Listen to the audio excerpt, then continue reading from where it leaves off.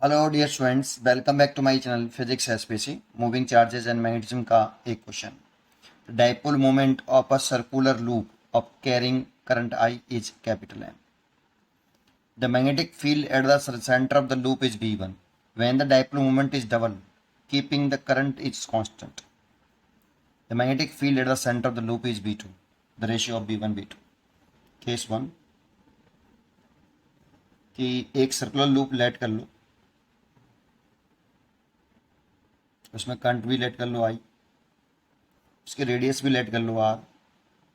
उसका जो moment dipole magnetic moment होता है, मैग्नेटिक डाइपोल मोमेंट होता है, वो करंट इनटू एरिया होता है। ठीक है, लूप का एरिया होता है ये लूप का एरिया। तो मैग्नेटिक मोमेंट है, मैग्नेटिक डाइपोल मोमेंट जो दे रखा है हमें कैपिटल एम। करंट आई रखे, रेडियस लेट करी हमने। ठीक है, तो यहाँ पे एम बराबर हो गया current into pi are square, loop का एरिया, सर्कल लूप का एरिया, एरिया लिख लो तो पाई आर स्क्वायर।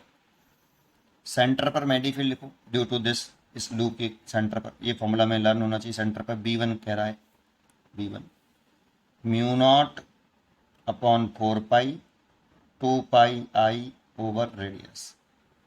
इस 2 पाई से 4 पाई कैंसिल कर देते हैं तो mu naught I over 2 R. ये मोस्टली बच्चों को ये फॉर्मूला याद होता है या फिर ये याद होता है, अब कोई से भी कर लो, 2 पाई से काटने के बाद ये आ जाता है। तो ये फॉर्मूला है भाई आपका।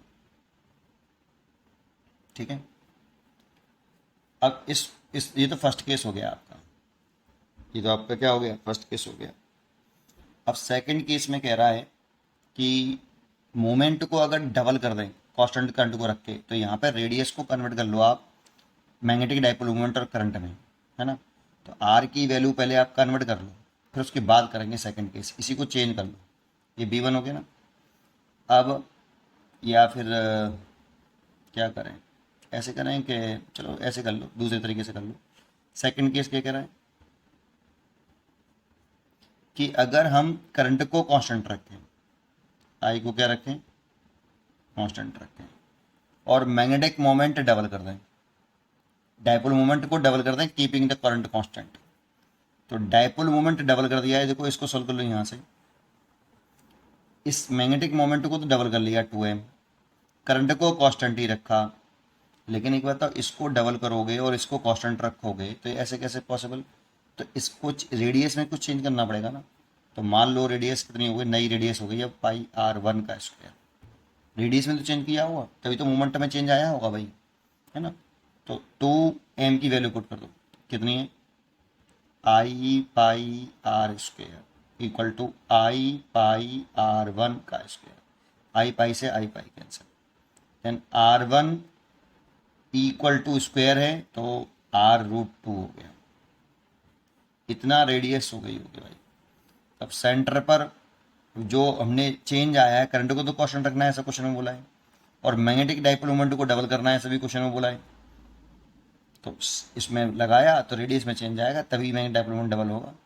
तो सेंटर पर मैग्नेटिक फील्ड कितना होगा, B2 म्यू नॉट, करंट तो सेम ही रखी आई, ओवर 2 रेडियस चेंज कर दिया R1। तो वैल्यू पुट कर लो, mu naught I over 2, R1 की वैल्यू हो गई R√2, और इसकी जगह पर हम ले सकते हैं कितना, B1। तो B2 इक्वल टू B1/√2, और निकालना है हमें B1/B2।